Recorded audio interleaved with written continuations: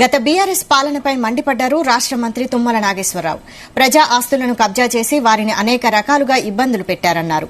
వాటిని భరించలేకే ప్రశాంతంగా జీవించాలన్న ఉద్దేశంతో తమను గెలిపించారన్నారు తుమ్మల. మీరందరూ కూడా హక్కును చేర్చుకొని ప్రేమించి అభిమానించి ఆశీర్వదించారు.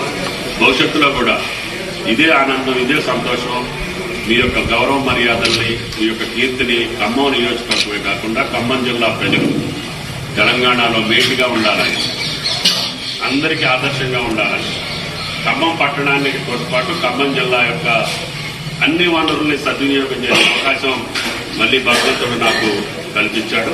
రహదారులుంటే అభివృద్ధి దానంతటికి అదే వస్తుంది. మీ రోడ్లు కూడా ఎడలుంటే మీకు అభివృద్ధి వస్తుంది. దగ్గరికి లేఅవుట్లు వేసినట్టే కట్టుకోవాల్సిన పని లేదు. ఎందుకంటే అందంగా ఉండాలి అంటే, ఆదర్శంగా ఉండాలంటే విశాలంగా ఉండాలి. మన మనసు విశాలంగా ఉండాలి, మన ఇల్లు విశాలంగా ఉండాలి, మన రోడ్డు విశాలంగా ఉండాలి.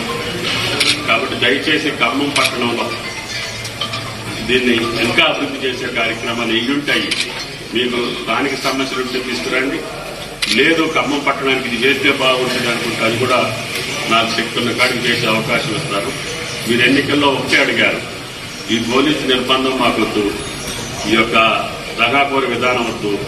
మేము మా పిల్లలు అమెరికాలోనో లేకపోతే వ్యాపారం చేసుకున్నా కష్టపడి ఒక ఫ్లాట్ కొనుక్కుంటే అది మాకు దక్కే పరిస్థితి లేదు. దౌర్జన్యం, మాఫియా, ఇటువంటి వాడు అందరూ తయారయ్యి ఒక అస్తవ్యస్తమైనటువంటి వ్యవస్థలన్నీ చిన్నాభిన్నం అయిపోయినాయి. అన్ని వర్గాల భయం